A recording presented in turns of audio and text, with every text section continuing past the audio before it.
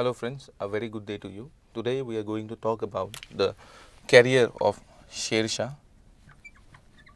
and the Sher Shah Suri Empire. Okay. And while talking about Sher Shah and Sher Shah Suri's empire, we have to remember that it cannot be separated and seen in separation from the Mughal empire, which was trying to be, whose foundation was being laid at that particular period of time. And the chief enemy that Sher Shah in his career encountered was Humayun, and Humayun had been defeated twice by Sher Shah. So let us look into the career of Sher Shah and also the empire that he was able to establish for himself. Okay, so we see that Sher Shah was previously known as Farid. It was his original name, and he used to work, he used to work in the army of Bahar Khan Lohani, an Afghan. He used to work for Bahar Khan Lohani, an Afghan, who gave him the name of Sher Shah, because it seems that Bahar Khan Lohani observed this Mr. Farid kill a tiger with his bare hands, kill a lion with his bare hands, and therefore was given the title of Sher Shah. Alright, and therefore we see that Sher Shah rose up by leaps and bounds in the ranks of Bahar Khan Lohani, and you see, by the time Humayun came in to establish his empire in India, the empire that his father Babur had handed him down, alright, Sher Shah, it is Sher Shah with whom Humayun comes in conflict with, and with whom the most decisive battles in Humayun's career were fought. Alright, the battles that were fought were the Battle of Chausa and the Battle of Bilgram, which is also known as the Battle of Kannauj. In both battles, Sher Shah was able to defeat Humayun. After the defeat of Humayun in the Battle of Chausa, Sher Shah or Sher Khan at that point of time adopted the title of Sher Shah. He was known as Sher Khan, but however, he adopted the title of Sher Shah, a title befitting a ruler of India. He adopted this title after the defeat of Humayun at Chausa. And the Battle of Bilgram was fought a year later, and in this battle also, Sher Shah was able to defeat Humayun, and Humayun was driven out of India, and he had to go into Persia, into Iran, in order to seek help. And in the meantime, Sher Shah was able to establish, quite a functional empire in India. He is also known, an important fact that you have to know about Sher Shah, is known for the reinvigoration of the ancient city of Pataliputra. He invigorated the ancient city of Pataliputra. Today it's known as Patna. Alright, and the empire that Sher Shah laid down was a very functional empire. It was an empire based on certain reforms. Sher Shah himself was very much inspired by Alauddin Khilji and Alauddin Khilji's reforms, and therefore there are certain revenue reforms that we have to know about, certain reforms concerning monetary system, also certain reforms concerning trade and commerce that we have to know about when we are talking about the system established by Sher Shah Suri. About revenue reforms, we have to understand that the patta system, which we still encounter, patta system which we still encounter while talking about proprietary rights in India, was introduced by Sher Shah. Patta system which gives proprietary rights to the holders of a patta. He also instituted the system of granting, kabuliyats. Kabuli meaning that you accept. So kabuliyat were deed of acceptance by which a person accepted to pay the revenue that is, payable to the empire. So patta and kabuliyat, they went hand in hand. Alright, so that we have to know. Also, we have to know that from the Sultanate period, revenue administrative structure, Sher Shah borrowed certain very important elements such as Zapti, the system of surveying lands before, demanding revenue. He also borrowed the Gaz-e-Sikandari.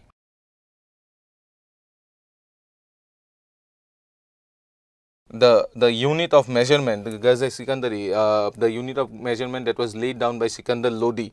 Alright, so we have to understand the Zapti system itself was brought on by Alauddin Khilji. He also borrowed the Gaz-e-Sikandari, and together with that, he tried to form a basis of revenue collection. He was very much interested in not hampering the growth of the peasantry in his own empire, and therefore the system of patta and kabuliyat were also given down so that the tenants would not be harassed by the zamindars, and also the zapti and gaze sikandari were introduced so that land could be surveyed and an adequate amount of revenue could be collected for the state. All right. So we also see that the rupiah was introduced by Sher Shah Suri, okay, and Sher Shah Suri was also very much interested in the rise of trade and commerce in his empire. Introduction of a common currency for the empire, and also other steps were taken by Sher Shah Suri in order to give a push to the growth of trade and commerce in his empire. So Sher Shah Suri is also known for the the reconstruction of the GT road, which ran from Bengal to the to Indus.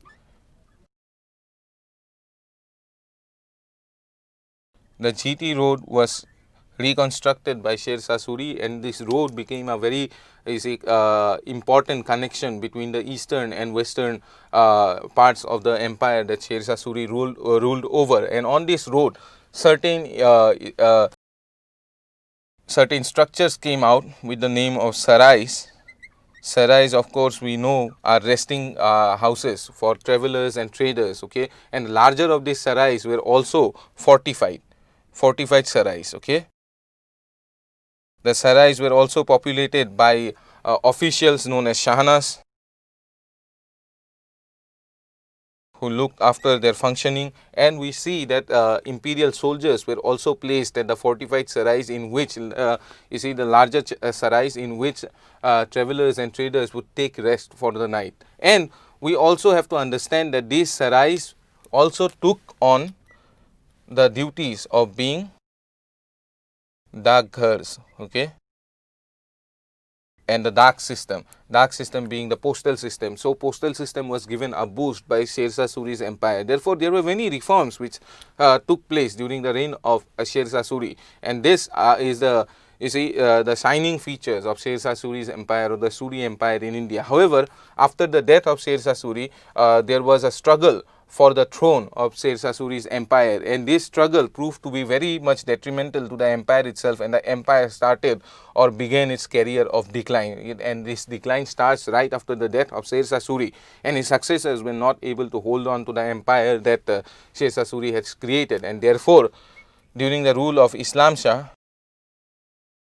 last of the rulers of the Suri dynasty, when during the rule of Islam Shah, Humayun again attacked, and Humayun again tried to force the lost Mughal empire in India. Islam Shah was easily defeated by Humayun.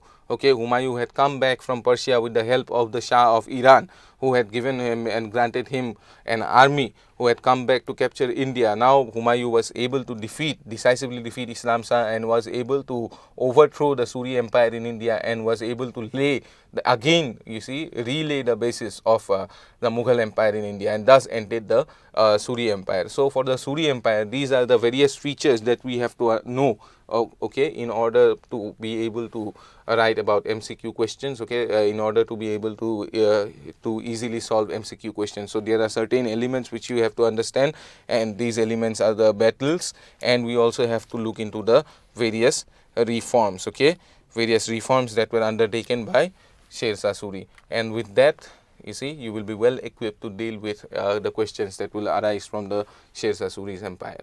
All right. So I hope that you will be studying hard. Hope that you will be doing good. Thank you.